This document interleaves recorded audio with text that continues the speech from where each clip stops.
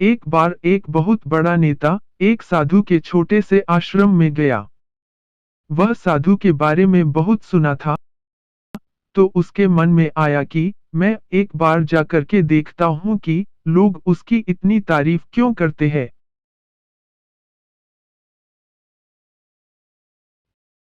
जब वह उस आश्रम में गया तो वहां पर एक छोटा सा कमरा था। वहां पर कुछ लोग नीचे बैठे हुए थे और साधु जी सामने बैठे हुए थे। कुछ सवाल जवाब चल रहा था।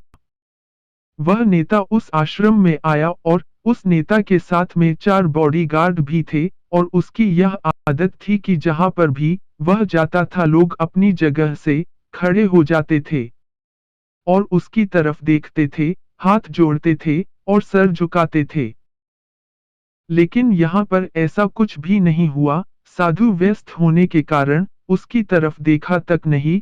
तभी नेता को लगा कि यह मेरी बेइज्जती है और वह इस बात से गुस्सा हो गया।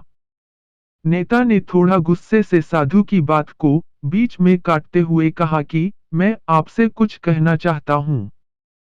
साधु ने उसकी तरफ देखा और बोला, आप थोड़ी देर रुकिए, पहले मैं इनके सवाल का जवाब दे दूं।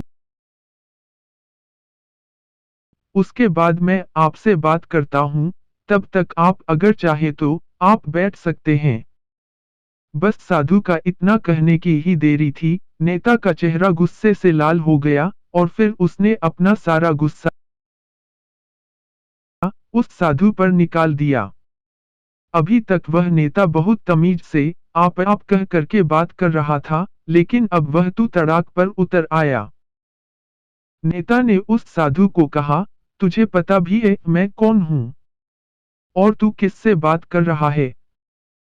साधु ने उसकी तरफ देखा और कहा, मुझे इससे कोई फर्क नहीं पड़ता है कि आप कौन हैं, लेकिन आप जो कोई भी है, अगर आप चाहते हैं कि मैं आपके सवाल का जवाब दूं या आपसे बात करूं तो आपको कुछ देर रुकना होगा। साधु की यह कहते हैं, नेता गुस्से से पागल हो गया और वही सबके सामने चीखने चिल्लाने लग गया। अब मैं तुझे तेरी असली औकात दिखाऊंगा। तूने मुझसे पंगा ले करके ठीक नहीं किया। तुझे पता भी है मैं तेरे बारे में क्या सोचता हूँ। साधु ने फिर से नेता की तरफ देखा और बड़े ही प्रेम से कहा कि मुझे इससे कोई फर्क नहीं पड़ता कि आप मेरे बारे में क्या सोचते हैं।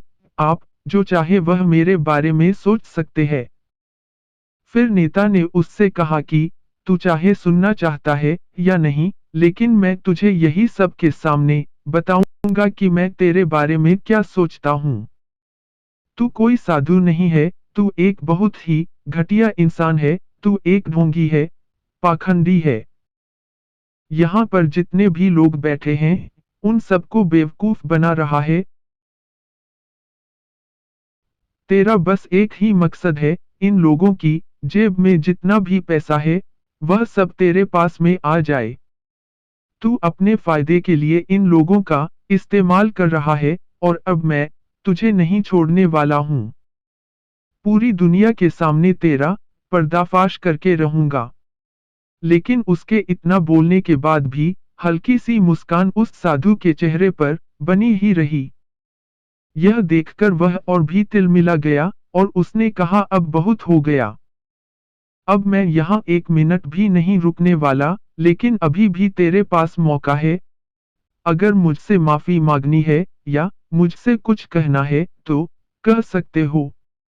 इतना सब होने के बाद भी साधु के चेहरे पर एक मुस्कान थी और वह बिल्कुल शांत था। और फिर उन्होंने अपनी आंखें बंद करी और फिर साधु ने अपनी आंखें खोली, हाथ जोड़े और कहा कि मुझे आपसे कोई गिला शिकवा नहीं है।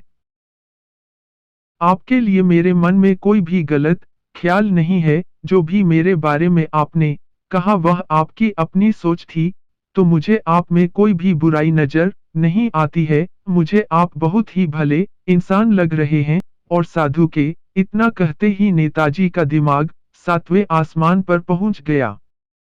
उसके चेहरे पर एक अजीब सी खुशी थी, क्योंकि उस साधु ने वही कहा जो बाकी सब लोग उस नेता को कहते हैं। और वह खुशी खुशी उस आश्रम से अपने घर की तरफ चला गया। और जाकर के अपने पिताजी के साथ में बैठ गया।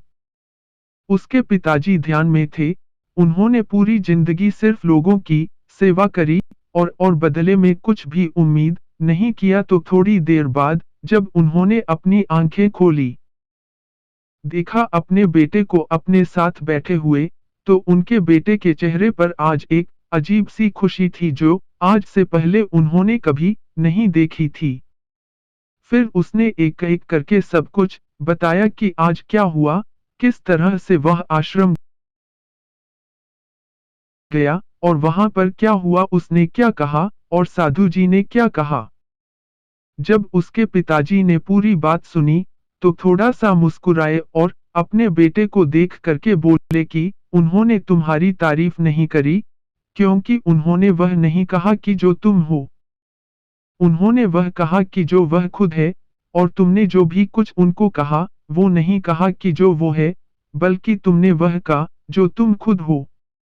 यही बात वेदों में भी कही गई है, यथा दृष्टि तथा सृष्टि।